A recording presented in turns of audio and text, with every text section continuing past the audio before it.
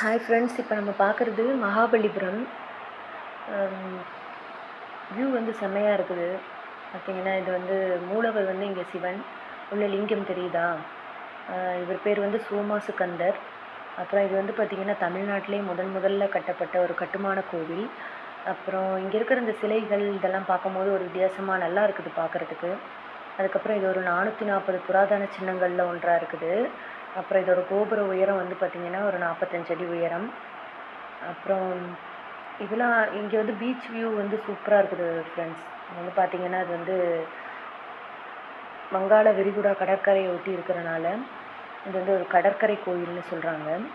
அப்புறம் இங்கே வந்து ஒரு பெருமாள் இருக்கார். அவர் பேர் வந்து ஜலசயன பெருமாள். பள்ளி கொண்ட நிலையில் இருக்கார். ஆனால் சேதமடைஞ்சிருக்குது, அதனால் சரியாக தெரியல. உள்ளே இருட்டாக இருந்துச்சு. அப்புறம் இங்கே குழந்தைங்க விளையாடுறதுக்கு எல்லாத்துக்குமே நல்ல என்டர்டெயின்மெண்ட் இருக்குது. அப்புறம் இங்கே இந்த புல்வெளிகளால் நல்லா இது பண்ணி வச்சுருக்காங்க. ஒரு நீட்டாக இருக்குது பிளேஸே, சூப்பராக இருக்குது பார்க்குறதுக்கு. இதெல்லாம் வந்து எல்லாருமே ஒரு டைம் வந்து பார்க்கணும். இதெல்லாம் இது வந்து 8ஆம் நூற்றாண்டில் வந்து 700 to 728 2ஆம் நரசிம்மவர்ம பல்லவர்களால் கட்டப்பட்டிருக்குது இந்த கோயில்.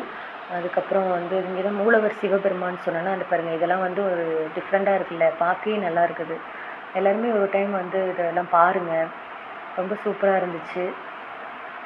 அப்புறம் இது வந்து திராவிட கட்டடக்கலை. இங்கே தான் அந்த பெருமாள் இருக்கார் உள்ள, சரியாக தெரியல, ஒரு இருட்டாக இருந்துச்சு.